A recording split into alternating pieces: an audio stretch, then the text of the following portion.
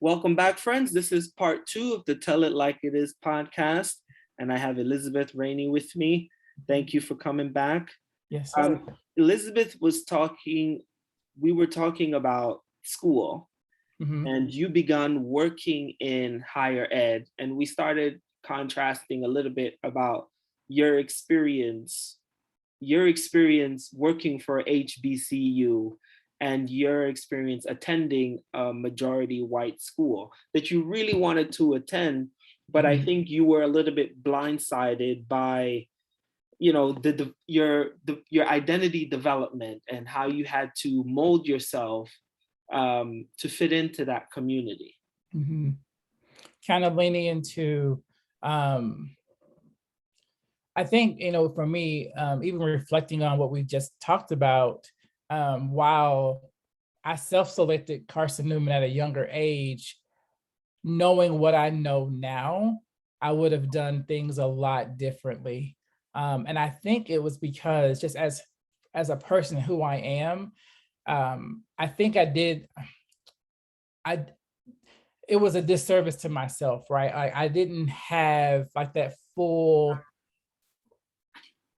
college experience because at that time, um, opportunities, activities, etc., it wasn't available to me at our institution. So that's the one thing I would change. Like, I'm not just reading about it in a book. I'm having conversations with people who have attended other colleges, right? Like, I am learning about, I would have engaged in conversations, asked questions, and not be so, I guess, stubborn, right? Like, I made up my mind and this is what it is. But being flexible and being open to consider alternatives, because I feel like if I would have done that, maybe my experiences would have been different.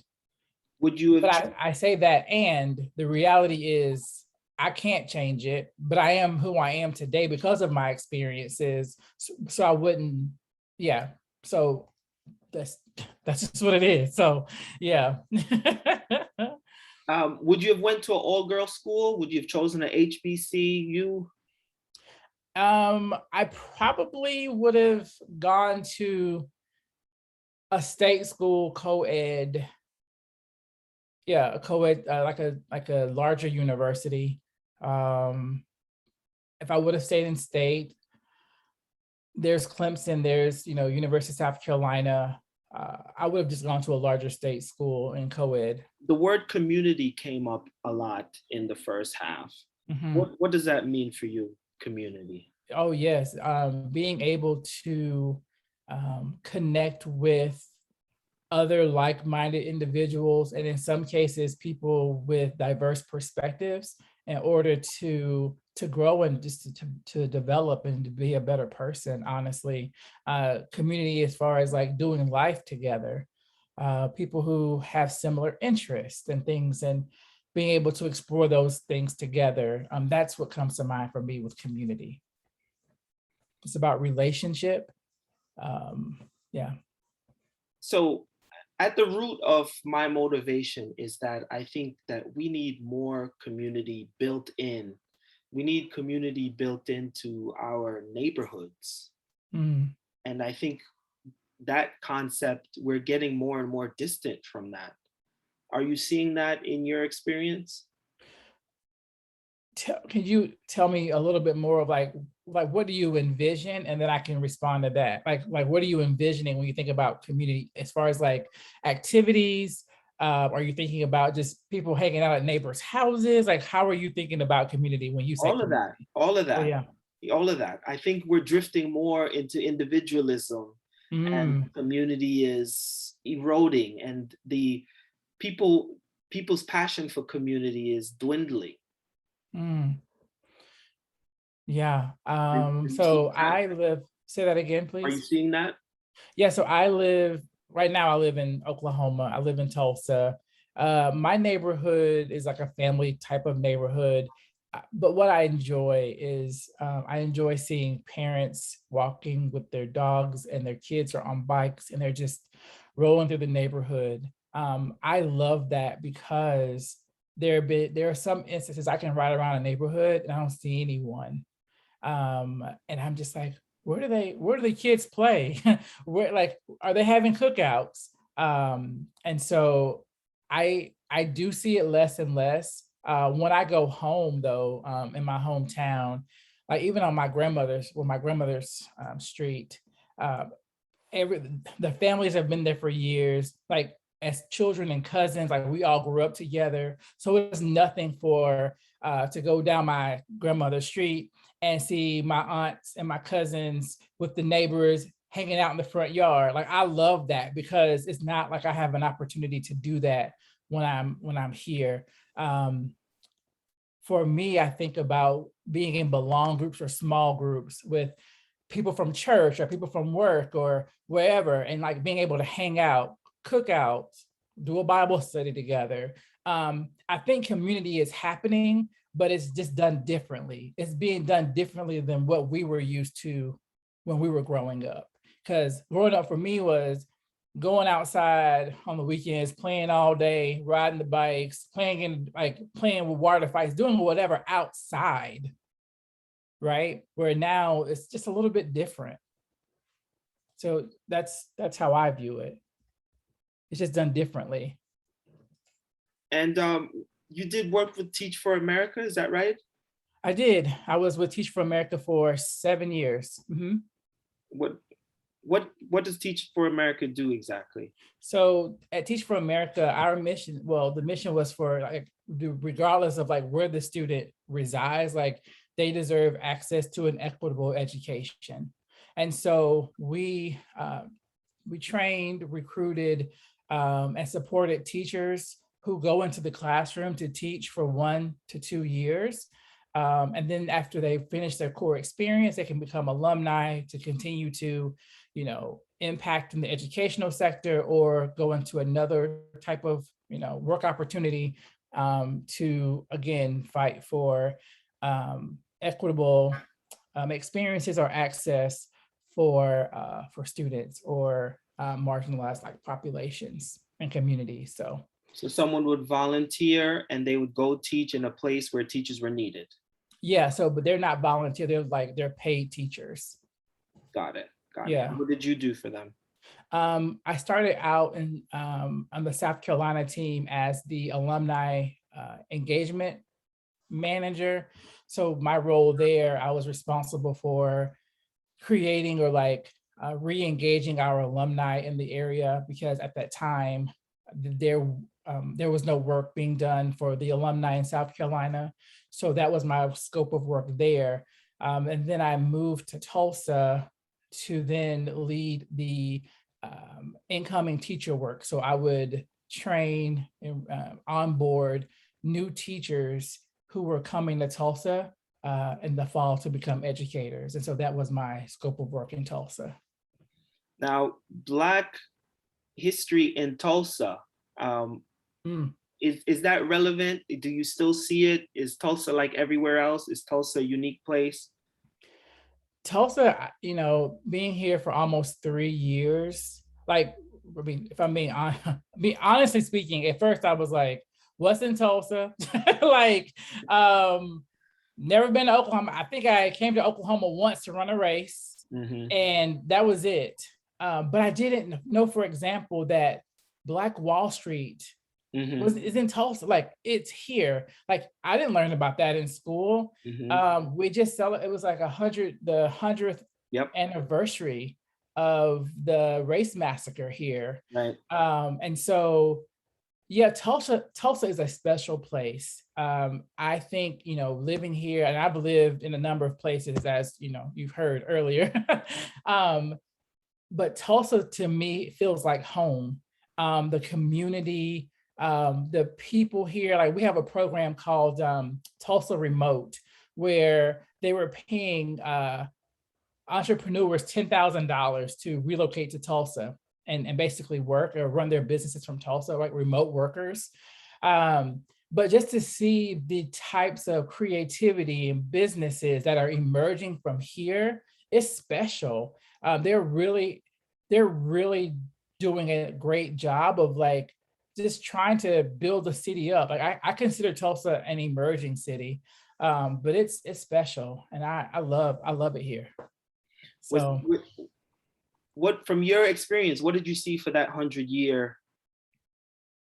Was there a vigil, or what did you see? they had, well, the weekend of the centennial, I actually was out of town traveling, and I was so upset about that. But I was traveling that weekend, but they had like a week long events happening in different parts of the city. So they really did a good job of bringing people together, to not even, I don't want to, not even celebrate, to recognize or make some people aware of what had occurred here. And the Black community in Tulsa, is it similar to other Black community, or is it different? Feel like I don't, it's interesting because I think in every city that I've lived in, like it's different, but I think it's still, it's still a community here. Because when I think about the community, like the Black community supportive, they're being a resource. When I moved here, helping me get connected, to learn like where to, like what mechanics, like what hairdress, like the little simple things, right? They really, the people in my experience have helped me get acclimated to being here. And so it's always been about love. It's always been about community, and making sure that in all of the cities that I've lived in, Tulsa especially, just making sure that I had what I needed, or I was in contact with those people who could help me get settled in my current place. So Elizabeth, so much of what I'm passionate about is, the issues that affect us, and the show is to talk about these issues, and not just talk, but to have a solution mindset and to work together, form allies, and to be that sounding board, and to highlight each other's work, and to just pour into each other and talk about where we're going. Yes, I think that's great. And I think it needs to happen. I appreciate like even having the opportunity to share, because this type of conversation, I think not only with me, but with the other guests that you had, just brings about a level of awareness of what people are experiencing in different cities, and how our experiences, whether they be similar or not, have made us who we are. But like we can really leverage those experiences to create change in our communities, right? And so, yeah, I appreciate this, because I think it just needs to happen. The conversations, some action, if you will, Absolutely. to make life a little better. We didn't get to talk about, your relationship with faith and how that has impacted your journey and all of these things. But so much of, I would love to have you back another time. Maybe we can make another time, but the idea is, how do we move forward? Are we doing everything we can to put our best foot forward? And all of it's a complex thing, but I think we need everyday people. We can't just leave it to the politicians and the PhD people to tell us what we need. We need to say what we need. We need to talk to each other, Yes. And that's, I'm empowering people to own their experience and own their thoughts. Like, yeah, but what's going on in your community? What do you think? And saying, well, can you connect with these people in your neighborhood? Can you guys do something instead of just relying on your vote? Yeah. How do you, a question I have for you is like, even thinking through what you just shared, my initial thought was like, yes, that is so true. But how do you keep from being overwhelmed with like that? Because that's a big undertaking, right? So my question for you is like, what piece? Yes, this podcast is one of those things, I feel, right? But like, in what other capacity could there be action as a guest on your show, or as the show host? I mean, in my time when I'm offline, I try to build community in person. Hmm. And with the guests, I encourage them to participate in their offline communities and also to share virtually their experiences, that the work that they're doing and their opinions. So much I think of what we're experiencing, we can join arms and be stronger allies. If you realize how many girls were going to the school that wasn't going to give them the best thing for the, you would be fired up about it. Hmm. If Yeah. you realize how many girls are going through that now, like girls who are high school, who's gonna go to some school and be ostracized and have to figure out this, give up their self-worth and assimilate and fit in some box, you'd be like, oh my gosh, hell no. This is Yeah. where, you know Black women empower, and these programs, there are things like that already in place. Yeah. So we need to make sure that these girls are finding those places. Yes. Hmm. So it is a big thing. I like the work, so that's why I'm here. Yeah. Yeah. Yeah, I think, and even hearing you say that, like, you're so right, because things are different now. And even thinking about students that I know, uh, they're just more vocal about equity or equality or just the things. And I appreciate that. And I love that so much because they possess a boldness, if you will, that I didn't have back then. And so I'm optimistic while but I'm also like, but I still want to support and help and share perspective when I have conversations, because like you said, like it needs to occur. Um, so yeah, so doing like, yeah, I desire and I will do my part um, because it matters and it's important. I definitely will stay in contact with you, and we Mhm. will do more things. And these issues are big, and at the same time, if you just connect with one person down the street, one person at your church, in your community, you are doing the work. Mm, that's So good. Mhm. little by little, the work is being done, but I want to make sure that we have each other, and we know, you know whether it's a little handbook, a guide to college, a guide to identity, or little things, just continue the journey and the work. Yes, that's good. Yeah, great. And you have a background in broadcasting, so we can do some things. Yeah, look, I know a little bit. I don't yeah, but yeah, that was I really thought I was gonna be somebody CNN anchor. I really thought that. It's not too Um, late. it's not, but I do feel like even though I did not pursue broadcast journalism, I have skills tucked away that have kind of helped me navigate in the positions that I've worked in. Um, Communications. so that I'm happy about. My pastor always says like your gifts will make room for you, and I do believe those gifts have allowed me to be a part of even something as this conversation we're having here. Um, I never thought this would even be possible for me, but here I am. So thank you for the opportunity to be here. There is the race happening in Atlanta. The turkey trot. No, no, no. This is the first weekend in October. It's called the race. Oh, the race. Oh, I didn't know about this one. Yeah, so this is a Black organized race in Atlanta. Oh, wow. Yeah, it's getting bigger. It's pretty big already. I'll send you the link. It's online. How far are you from your? Yeah, how long does it take me to get there? By car? Well, by flight is maybe like 2 hours, right? Oh man. Driving, maybe 13, Okay. 12 hours. But here's a fun fact, but I don't know if it's gonna happen. I registered to get out of my rut of running. I registered for the Williams Route 66 half marathon and it's November 21st. And I was like, yeah, like this would be great. I can do the 5K on Saturday and I can do the half on Sunday.